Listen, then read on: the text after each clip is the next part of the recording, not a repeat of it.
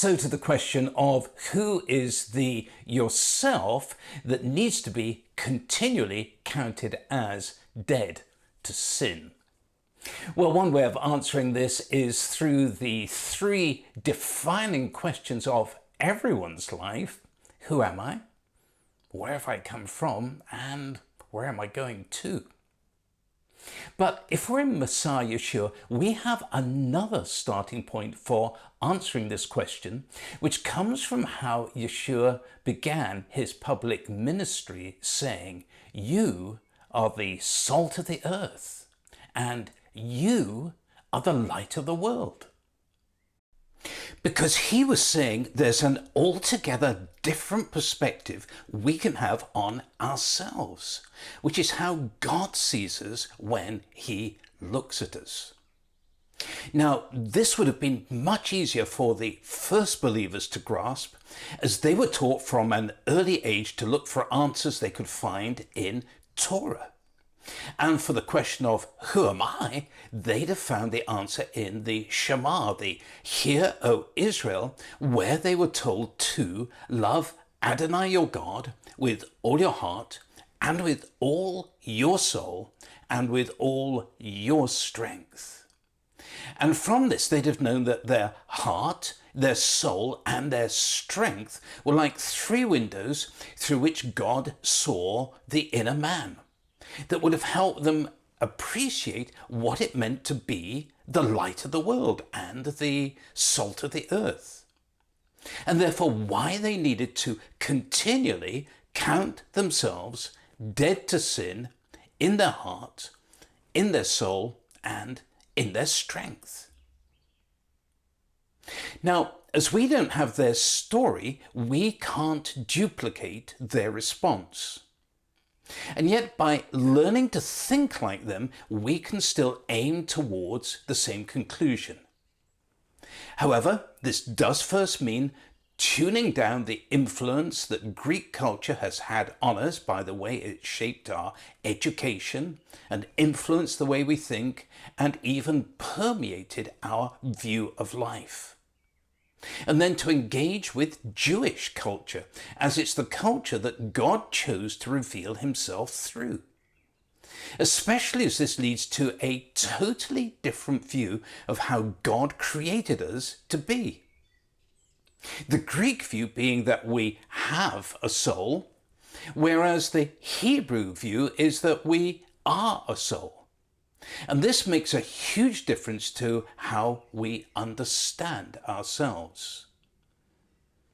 In the same way that two trains that set off from the same station end up at destinations that are miles apart, just because the points on the railway track were switched one way or the other.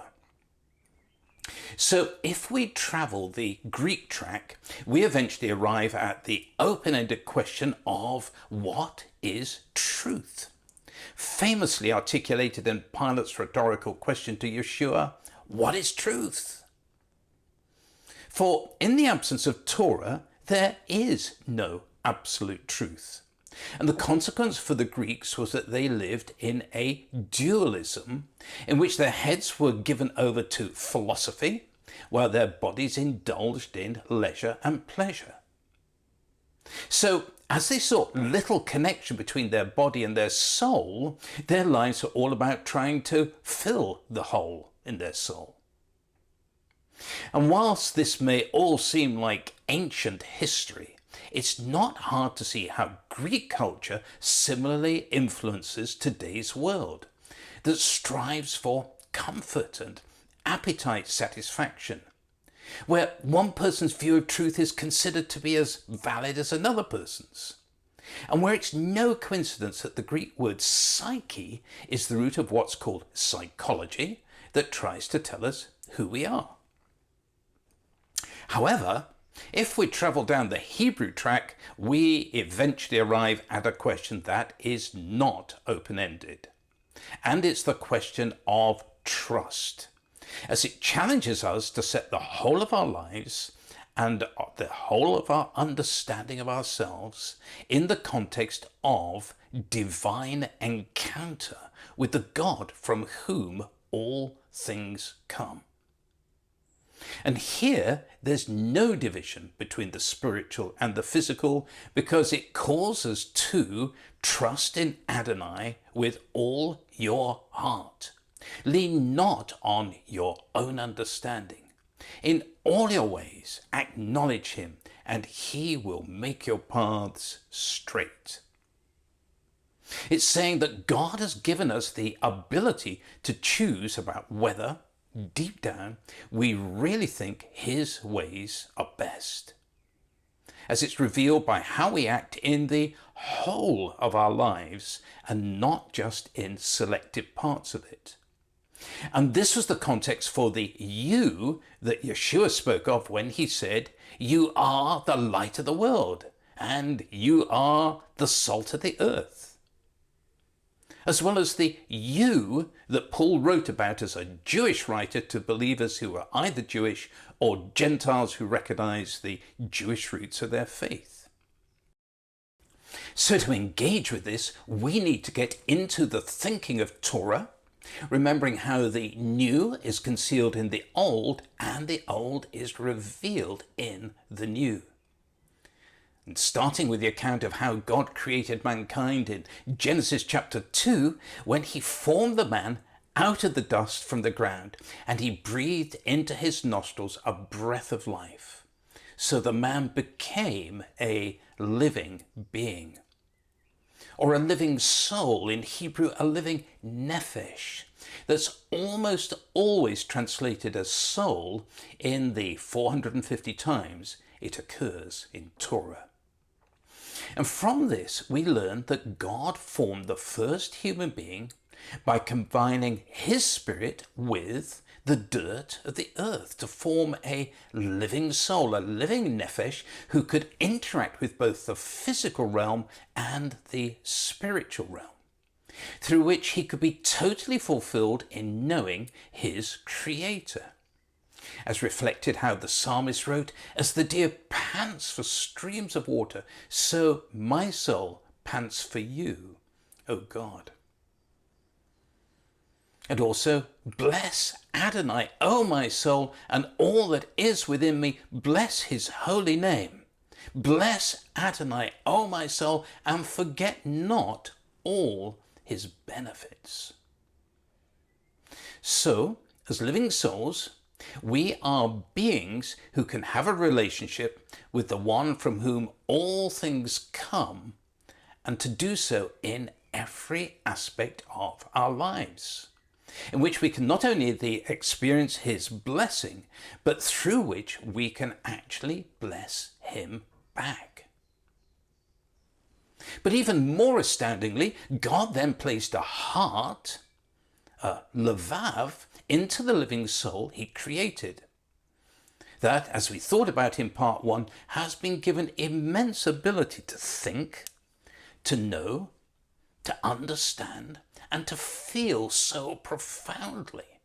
And through this to then freely choose what it perceives to be right or wrong. Effectively being like the vast root structure hidden beneath a tree, where every tiny root can feed something into its trunk that will affect the fruit it bears. And this is why, following the Shema, God then gave this instruction. "These words that I am commanding you today are to be on your heart." Given the immense potential of the heart to make choices that could be good or bad, it had to be steeped in truth and to be completely undivided if the relationship between man and God was to work the way that he intended it to. And the need for this was then compounded by the other gift that God gave to mankind, which was the strength to bring consequences out of the choices of the heart. The Hebrew word for strength, the word meod, bringing to focus what that strength is, because it's not a noun that speaks of the physical muscle power we have in our bodies, but it's an adverb that speaks of the potential for muchness, like how we use words such as exceedingly or greatly or highly as a multiplier of whatever it's describing. And this means that the meod that God has given to man can then multiply the thoughts of our hearts, as well as the actions that they can lead to bring about great consequence. The upside of this is our potential to be light and salt in a world that's dark and tasteless, whoever we are or wherever we are. But this depends on us continually counting the downside of our potential as dead to sin. And for this to happen, our heart, our soul, and our strength need to be aimed in the same direction in every aspect of our lives, whether big or small, physical or spiritual, so that we're expressing our love for him in the same way he declared his love for us when he said to Israel, "I have loved you with an everlasting love. Therefore, I have drawn you with loving kindness." Because the word that's used here for love, the word ahava, is the same as was used in the Shema for loving God with all our heart, soul, and strength. And also the same as in Leviticus 19 that was quoted by Yeshua when he answered the question regarding the greatest commandment by adding to the Shema, "Love your neighbor as yourself." The person God has created us to be has the potential to come together very powerfully in his love. Not only to get our wholeness, but even more importantly, to express his holiness. Which is why we should continually count ourselves as dead to sin. So with that, let's now pause to think about these three questions. What part does our heart play in who we are before God? What part does our soul play? And then thirdly, what part does our strength play?